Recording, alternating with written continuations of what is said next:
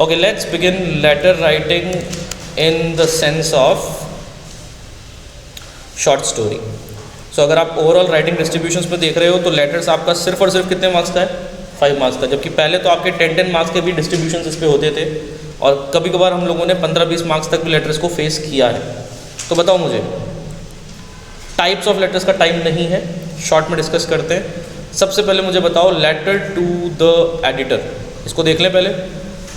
Job letters हम बाद में देखेंगे। लेटर टू द एडिटर में भी और जॉब लेटर में भी फॉर्मेट तो तुम्हारा बरसों पुराना, वही याद रखना है, पर इसमें फीचर्स क्या है, दोनों में फीचर्स समझ लो ऑल ऑफ यू। हम लोग फीचर्स के हिसाब से दोनों को अगर डिस्टिंग्विश करें, जैसे हमने नोटिस को डिस्टिंग्विश किया था तो काफ़ी सारा आइडिया लग जाता है, राइट। वो लेटर टू द एडिटर में ऐसा क्या है जो जॉब लेटर में नहीं है? Come on.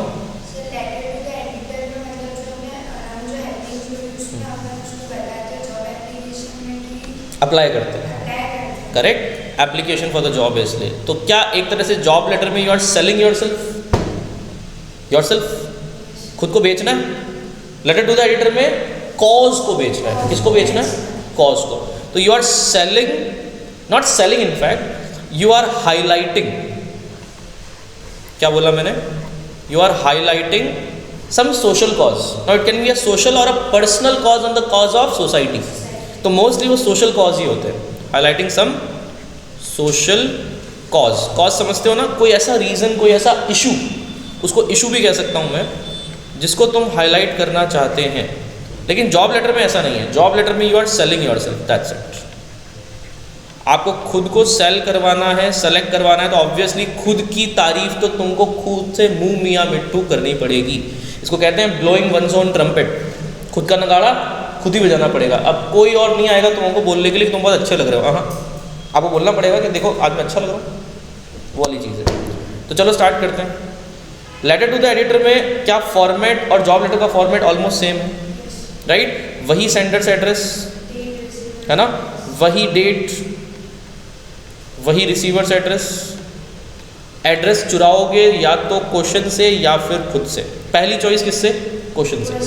तो क्वेश्चन में लिखा हुआ है यू आर सीमा और सुरेश लिविंग इन गुड़गांव हरियाणा, तो एड्रेस गुड़गांव हरियाणा का ही बनाना है। F/123 आज़ाद नगर गुड़गांव हरियाणा, आया समझ? ठीक है। डेट में डेट लिख के डेट नहीं लिखनी है, आप डायरेक्टली डेट लिखेंगे 12 मार्च 2023। रिसीवर्स एड्रेस में अगर उसमें लिखा है कि write a letter to editor of Times of India या reputed newspaper to highlight the issue of obesity in children nowadays. मैंने बहुत ज्वलंत मुद्दा बताया और इस पर प्रैक्टिस क्वेश्चंस जो है ना तुम्हारी बुक में, ये जो रेफरेंस बुक्स आती है उसमें 2 क्वेश्चन इसी पे है, ओबेसिटी पे। क्या होती है ओबेसिटी? मोटापा। एक सोशल कॉज है, इस पर चलो लेटर टू द एडिटर लिखो। अब क्या पता अगर कोई बच्चा खुद ही बहुत मैन ऑफ स्ट्रॉ है, मैन ऑफ स्ट्रॉ मतलब एकदम सूखी लकड़ी, पतला दुबला, वो क्या समझेगा ओबेसिटी के बारे में, लेकिन जो मोटा है वो तो बहुत अच्छे से लिखेगा क्योंकि उसको कॉम्प्लिकेशंस पता है कितनी दिक्कत है, right. Obesity is the root of many diseases in your body, correct. कहता है पहला सुख निरोगी काया, बोलते हैं, पर ये इंग्लिश लेटर्स में तुम लिख नहीं पाओगे, है ना। तो हिंदी लेटर्स होते तो जरूर हम लिखते हैं कि पहला सुख निरोगी काया। तो आप जानते हैं कि ये तो हर चीज़ की डिमांड है कि पहला सुख निरोगी काया, लेकिन हम लोग आजकल मोटे होते जा रहे हैं। अब ये इंग्लिश में लिखने के लिए आपको डायलॉग्स चाहिए, राइट। तो डायलॉग्स ज़्यादा ज़रूरी है। हाईलाइट इन्फॉर्मेशन की, इन्फॉर्मेशन क्या है, कोई डेटा वेटा है क्या तुम्हारे पास? नहीं, तो सिर्फ बातों से उसको अंडरलाइन करना। चलो बताओ, रिसीवर्स एड्रेस के बाद सब्जेक्ट लगाते हो तुम हमेशा, है ना, और सब्जेक्ट के बाद तुम सैल्यूटेशन डालते हो। सब्जेक्ट तो सब्जेक्ट लिख के लिखते हो कि सब्जेक्ट डायरेक्टली लिख देते हो? लिख के लिखते हैं। क्या ये तीनों ब्रैकेट में लिख सकता हूँ मैं? क्योंकि ये तीनों लिखने नहीं है, इनकी जगह रिप्लेस होगा डेटा। लेकिन सब्जेक्ट तो लिख के फिर अपन सब्जेक्ट लिखते हैं। क्या कि मान लो ओबेसिटी के बारे में है तो highlighting concerns about obesity in young children, एक तो ये लिख सकते हो, है ना। टुडेज यूथ बहुत इनकम्प्लीट लग रहा है, पूरा लिखो कि today's youth suffering from obesity, suffering from obesity. अब ये सब्जेक्ट में क्यों नहीं डाल सकते? क्योंकि ये तो इशू है। सब्जेक्ट हमेशा ये होता है कि highlighting the issue of obesity in today's youth, ये बोल सकते हैं। चलो, तो सब्जेक्ट अगर समझ में आया हो तो यहाँ पर आप आकर सीधे लिखते हो डियर सर और काम शुरू।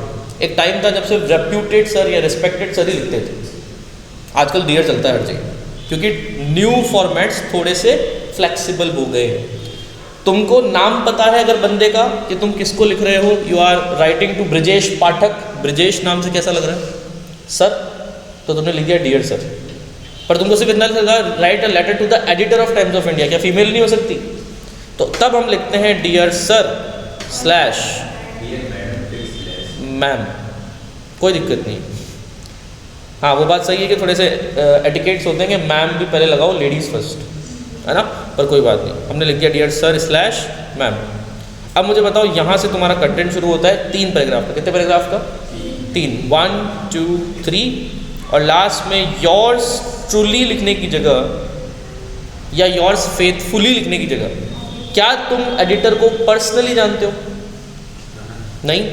अगर तुम्हारा फर्स्ट पैराग्राफ ये कह रहा है कि I have already written many letters to you and you always paid good attention to my advice, है, क्योंकि मैं सोसाइटी में बहुत एक्टिव रहता हूँ, आपने हमेशा मेरी बात मानी है, तब तो योर्स ट्रूली ठीक है, तब तो योर्स फेथफुली भी ठीक है, क्योंकि तुम जानते हो उसको। पर यहाँ पर जब तक अपन स्ट्रेंजर्स हैं, चलने दो सिंसियरली। सिंसियरली तब भी ठीक है जब तुम जानते हो, तब भी ठीक है जब तुम नहीं जानते, दोनों तरफ चलेगा। तो योर सिंसियरली के बाद यहाँ पे क्या लिखोगे? जो भी उसका नाम है, ठीक है, कोई नेम दे रखा होगा तो ही, यहाँ पे कोई डिपार्टमेंट की पोस्ट वगैरह डालने की जरूरत नहीं है। पोस्ट कहाँ लिखोगे तुम? First paragraph. तो याद रखना, फर्स्ट पैराग्राफ हमेशा किससे रिलेटेड होगा? कम ऑन, सेल्फ, और थोड़ा सा कॉज का हिंट ऑफ कॉज। लेकिन कॉज की रियल डिटेल्स कहाँ होगी? सेकेंड पैराग्राफ में। तो सेकेंड पैराग्राफ में कॉज की रियल डिटेल्स या रियल इशू, समझ में आई बात? और रियल इशू के अलावा थर्ड पैराग्राफ में हमेशा होपफुली लिखना। मोस्टली तुमने देखा होगा कि एप्लीकेशन फॉर लीव में अपन लिखते थे मैम थैंकिंग यू, मतलब हम मान लेते थे कि उसने एक्सेप्ट कर ही लिया, जबकि उसने रिजेक्ट कर दी होगी, तो भी नीचे क्या लिख देते थे? थैंक यू, ये मान कर कि हम तो होप फॉर द बेस्ट ही करेंगे, ठीक है। तो अब तुम ये नहीं लिख सकते थैंकिंग यू, क्योंकि तुम्हारा जो लेटर है वो डायरेक्टली न्यूज़पेपर में पब्लिश होगा कि नहीं पता नहीं, पर होप तो कर सकते हो। तो तुम लिखोगे I am grateful for your kind attention and concern. ये लाइन हमेशा याद रखना, काम आएगी, लेकिन ये फिक्स नहीं है, ऐसे और भी लाइन्स हैं। मैं तुमको एक इसलिए लाइन दे रहा हूँ ताकि लास्ट मोमेंट पे कंफ्यूज मत होना। I am grateful dash dash dash, ठीक है, for your attention and concern. बताओ, उसने तुम्हारा लेटर पढ़ा होगा, उसके लिए तो ये टाइम देना ही बहुत बड़ी बात है। कितने लोग लिखते होंगे लेटर टू द एडिटर? सारे पढ़ते हैं, दैट्स इट। तो अगर आपने उस लास्ट लाइन तक उसकी नज़रें पहुंचा दी तो बनता है कि नहीं बनता है थैंक्स, कि आपने इतना बिजी शेड्यूल में से मेरे लिए टाइम निकाला। तो लेटर टू द एडिटर का last, I am grateful for your concern and attention, please highlight the issue with the esteemed columns of your newspaper। वो ऊपर भी ले सकते हो, अगर ऊपर भूल गए बाई चांस तो नीचे ले लेना। वैसे ऊपर वाली लाइन ज़्यादा अच्छी है ना। I would like to highlight some major issue of our society through the esteemed columns of your newspaper. The problem is कुछ भी रटा हुआ फिक्स नहीं रखना है, ऊपर भूल गए तो नीचे ले लेना। पर ये एस्टीम्ड कॉलम्स क्यों लिख रहे हैं? क्योंकि एक्चुअली हम चाहते हैं कि ये जो इशू है ये आपके न्यूज़पेपर में छपे। मुझे क्रेडिट नहीं चाहिए, मुझे सिर्फ स्टार्ट करना था इसको, आगे का काम आप संभाल लो। ये न्यूज़पेपर वाले कर लेते हैं, डेटा रिपोर्ट वगैरह सर्वे कर लेते हैं, राइट। हमको सिर्फ उनको ये बताना होता है कि ये दिक्कत है। अब बताओ, आई एम ग्रेटफुल वाली लाइन लिख दोगे नीचे नीचे, योर सिंसियरली, और खत्म। जॉब लेटर में क्या सेम टू सेम होता है सब कुछ? थोड़ा सा डिफरेंस है। क्या डिफरेंस है वो देखते हैं। सेंडर्स एड्रेस तुम्हारा सबसे ऊपर आता है, अनडाउटेडली वो का वही चलेगा, ठीक है। डेट भी चलने दो, रिसीवर्स एड्रेस भी चलने दो, कोई दिक्कत नहीं है इन सब के साथ, ठीक है। सब्जेक्ट लिख के वापस तुम क्या लिखोगे? सब्जेक्ट। एक बहुत बड़ा क्वेश्चन आता है बच्चों का कि सर इसके बीच में लाइंस छोड़नी होती है। देखो, छोड़ोगे तो सुंदर लगेगा। तो सेंडर्स एड्रेस की तीनों लाइंस पास पास में रखो, फिर लाइन छोड़कर नया लिखो डेट, फिर लाइन छोड़ो, फिर लिखो रिसीवर्स एड्रेस, फिर लाइन छोड़कर लिखो सब्जेक्ट, और एक और लाइन छोड़ के ले लो डियर सर। बहुत सुंदर लगता है। तुम खुद ही नोटिस करना करो, सबको बिना लाइन छोड़े करना बहुत सफोकेटेड लगता है, मज़ा नहीं आता। एक टाइम था जब हम लोग लेटर्स में आधे इधर लिखा करते थे, है ना, थोड़ा लेफ्ट में थोड़ा राइट में, पर अब वो टाइम नहीं रहा। उसमें रिसीवर्स एट द सेंटर ऐसे राइट में भी आते थे, मार्जिन इधर उधर हो जाती थी। आजकल क्या है, सब कुछ लेफ्ट में आते हैं। अब मुझे बताओ, डियर सर लिखने के लिए क्या क्वेश्चन कुछ ऐसा होगा कि राइट अ लेटर, है ना, to apply for the post of accountant, junior accountant तो नहीं बोलेंगे, अकाउंटेंट, है ना, वो तो पोस्ट की रिक्वायरमेंट के हिसाब से बता देगा तुमको कि सीनियर अकाउंटेंट बनोगे या जूनियर अकाउंटेंट, तुम्हारी क्वालिफिकेशंस के हिसाब से।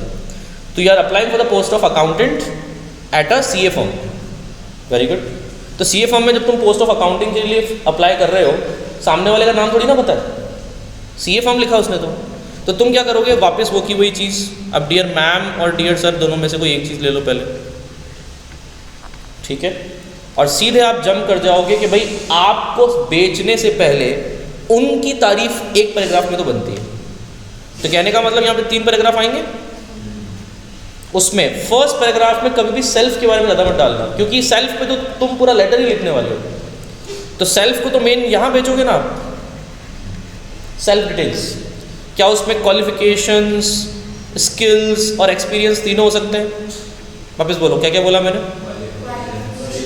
क्वालिफिकेशंस, स्किल्स और एक्सपीरियंस, ये तीनों हो सकते हैं, ठीक है।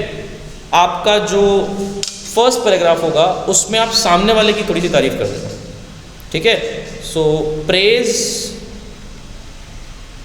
Him, not you, praise him और हर, कि I have heard so good things about your CA firm as one of the best training institute for young interns. Young interns के लिए बेस्ट ट्रेनिंग सेंटर है आपका। I will be delighted if you can pay attention to my candidature for the post of accountant. Line समझ में आई? ये मैं लिख नहीं रहा हूँ पर मैं बोल रहा हूँ, इसको लिख लेना। तुम लोग चाहो तो ऊपर कैप्शंस में यूट्यूब वीडियो में ऑन कर ले रहा हूँ, तो कैप्शंस में मेरा ट्रांसक्रिप्ट दिख जाएगा तुमको, ठीक है। तो I have encountered much praise of your CA firm, right, especially for the best training institute of young interns, and I am willing to apply for the same in the post of accountant. अब मैं internship तो करना चाह रहा हूँ पर कौन सी post? Accountant, है ना। आप ऐसे भी कह सकते हो with reference to the advertisement, याद आया? With reference to the advertisement of your CA firm in Daily Times of India at date भी लिखना, एट 11 मार्च। आज कौन सी मार्च है? अच्छा, आज फरवरी है, 12 फरवरी। तो एट की जगह on 11 February 2023 I would like to apply for the same post in good praise of your company. आपकी कंपनी की बहुत प्रेज भी अच्छी है, इसलिए मैं अप्लाई करना चाहता हूँ। बाय द वे, पहले वाले में और बाद वाले में ज़्यादा फर्क नहीं है। पहले वाले में हम लोग डायरेक्टली लिख रहे हैं कि हमको आपके बारे में बहुत सुना तो आज आ गए, और दूसरे वाले में एडवर्टाइजमेंट देख के आए। दोनों ही तरीके से आना तो एक। अब बताओ, सेल्फ के बारे में जो भी लिखना है वो सेकंड पैराग्राफ पे लिखना है ना। I am a BCom graduate, ठीक है, who has cleared CA in first attempt. I am pursuing my CA inter, but parallel to it I would like to apply for a part time job of accountant. I already had an experience of 3 months at my family firm, ठीक है। अब वो family business इतना बड़ा नहीं था तो मुझे लगा एक बड़ी फर्म में जाके काम करता, तो 3 महीने का जॉब एक्सपीरियंस हो गया है फैमिली फर्म में। बीकॉम ग्रेजुएट हूँ, सीए फाउंडेशन फर्स्ट अटेम्प्ट में क्लियर हूँ। 3 काफ़ी नहीं है? स्किल्स तो आई गई होगी ना काम करते करते, तो भी तुम स्किल्स में लिख सकते हो I am good at all computer softwares, या फिर I am good at Microsoft tools. I am good at Microsoft tools, जैसे MS ऑफिस, MS पावरपॉइंट आता है, लाइक स्पेशली MS एक्सेल बहुत अच्छा आता है, ठीक है। और लास्ट पैराग्राफ में तुम आ गए। अब इसमें क्या सेल्फ के बारे में वापस लिखोगे? नो। लास्ट पैराग्राफ में कोशिश करना वही चिकनी चुपड़ी बातें करके कि थैंक यू कि आपने मुझे मौका दिया, राइट, या फिर hoping for your kind consent for the interview, या hoping for your call letter of selection. Hoping कर सकते हो क्या? तो होपिंग करने के लिए यहाँ पे करना क्या है? Looking ahead for your interview call या सिलेक्शन कॉल। सिलेक्शन कॉल के लिए तुम होप कर सकते हो, होपिंग फॉर कॉल, ठीक है। कॉल लेटर, कॉल जो भी है, कॉल लेटर भी लिख सकते हो, hoping for selection call letter. याद रखना उसमें तुम अपनी कंडीशन डाल सकते हो कि if possible kindly give me the consent call letter before this date. उस डेट से पहले पहले मुझे दे दो, क्योंकि हो सकता है तुमने 2-3 जगह और अप्लाई कर रखा हो, वहाँ जल्दी आके तो वहाँ जाना ही पड़ेगा ना, तो इसके पहले लिख दो कि kindly give me the consent. Consent का मतलब होता है हाँ, the consent of a call letter और selection letter before this date if possible. तो इफ़ पॉसिबल मतलब सेलेक्ट करो तो भेज दो, वरना तो कोई दिक्कत नहीं। तो होपिंग फॉर कॉल लेटर वाली लाइन में तुम डाल देना ये चीज़ें, और दैट्स इट, थर्ड पैराग्राफ खत्म। Same to same, yours sincerely. मैं ज़्यादा क्रिएटिव नहीं हो रहा हूँ, बाकी इसमें कुछ लोग ऐसे भी लिख देते हैं, योर्स न्यू कमर सिंसियरली ना, क्रिएटिव बना नहीं सकते, पर अपन उस रिस्क को नहीं लेंगे, योर्स सिंसियरली, ठीक है। हमको मैक्सिमम मार्क्स चाहिए तो स्टैंडर्ड लिखेंगे। और that's it for letters of format. Format समझ में आया? अब इससे रिलेवेंट जो प्रैक्टिस मटेरियल है उसका आंसर सहित, क्वेश्चन सहित आंसर, क्वेश्चन भी होगा और आंसर भी होगा, वो वापस आपको उसी लिंक पे मिलेगा जैसे लिंक मैंने बताया था, ठीक है। Try to take maximum use of it, क्योंकि जितना इसका यूज़ ले पाओ उतना बढ़िया। हाँ, एक चीज़ हम भूल रहे हैं कि अभी इस जॉब लेटर में एक चीज़ की कमी है, बायोडेटा। एक बात ध्यान से सुन लेता हूँ कि जब तुम बायोडेटा लिखते हो ना, वेट, 12th इंग्लिश, इस लिंक पर आपको काफ़ी कुछ मिल जाएगा, और यूट्यूब मटेरियल तो आपको पीसी एजुकेशन इंडिया के चैनल पर मिलेगा जो मिलेगा। वीडियो मटेरियल और पीडीएफ मटेरियल दोनों एक्सेस करो, काम आएंगे। प्रैक्टिस क्वेश्चंस डाल दूंगा मैं इसमें, राइट। तो याद रखना, जब तुम इन दोनों में से इसकी बात करते हो, किसकी? जॉब लेटर की। अगर ऑप्शन में 2-2 जॉब लेटर आते हैं, बहुत ही मुश्किल, रेयर है, तब तो क्या करना, जॉब लेटर में बायोडेटा बनाना ही बनाना। उसमें लिखा हुआ आता है make a job letter along with a suitable resume. अब resume is your biodata. Biodata actually शादी ब्याह में काम आता है, तो अपन रिज्यूमे ही लिखेंगे उसको, राइट, कि write a job letter with a resume. अब don't you think job letter के साथ साथ रिज्यूमे लिखना डबल काम हो गया? तो letter to the editor easy पड़ता। पहले क्या कोशिश करोगे, लेटर टू द एडिटर मिल जाए तो बेस्ट है, और वो मिलेगा ही मिलेगा 90%। 10% चांसेस है दोनों जॉब लेटर मिल गए। तो ध्यान से सुनना, उन दोनों में ऐसा नहीं हो सकता कि दोनों में रेज्यूमे मांग रहा हूँ, तो जिसमें रेज्यूमे नहीं मांग रहा होगा उसमें चले जाना। तो मैं रेज्यूमे लिखवा ही नहीं रहा। फिर भी तुमको अगर लिखना है या देखना है तो मैं जो प्रैक्टिस मटेरियल शेयर कर रहा हूँ उसमें लिखा हुआ है। My shortest advice to you all is, अगर जॉब लेटर और एडिटर में ऑब्वियसली एक ऑप्शन आ रहा है, तुम एडिटर वाला करो, एक पेज पे काम खत्म। इसमें कितने लग जाएंगे? 2 पेज। एक में तो तुम खुद को प्रूव करोगे, एक में तुम्हारी डिटेल्स, और उन डिटेल्स में तुमको क्या क्या लिखना होता है ध्यान से सुनना। ये तुमने सेल्फ में क्या क्या लिखा था, क्वालिफिकेशन, स्किल्स और एक्सपीरियंस, तो ये तो आएगा ही आएगा। जो तुमने यहाँ बताया था वो वहाँ पे डालना है, बस उसमें शॉर्ट में लिखना है, इसमें डिटेल में लिखना है। इसमें लैंग्वेज के साथ लिखना है, उसमें ऐसे लिखेंगे served ABC industries for 3 months, वो फैमिली वाली, ठीक है। अब उसमें स्किल्स में क्या लिखोगे, master in computing software specially Microsoft office tools. तो उसमें ऐसी ऐसी चीज़ें लिखते हैं जो बहुत शॉर्ट में ख़त्म हो जाती है। पर क्या है ना, उसके पॉइंटर्स बहुत सारे हैं, जैसे फुल नेम भी आएगा, एड्रेस भी आएगा, आपके फादर मदर का नाम नहीं चाहिए, ठीक है। उसमें फुल नेम, एड्रेस के कॉन्टैक्ट डिटेल्स आ गए, लैंग्वेजेस नोन आ गई, कितनी लैंग्वेज जानते हो आप, उसके अंदर एक्सपीरियंस, स्किल्स और क्वालिफिकेशन, पूरा एक टेबल आता है क्वालिफिकेशन का, डिग्री, परसेंटेज, CBSE कौन सा बोर्ड रहा, राइट। तो इतनी मगजमारी क्यों कर रहे हो? सीधी सी बात है, CBSE वालों ने तुमको बोल रखा है दोनों में से एक आएंगे, तो ये वाला करो। एडिटर वाले में फ़ायदा साधा है, एक तो पंचायती है और दूसरा पंचायती के साथ साथ एक ही पेज में काम होता है, ठीक है। That's it from my class of letters. See you.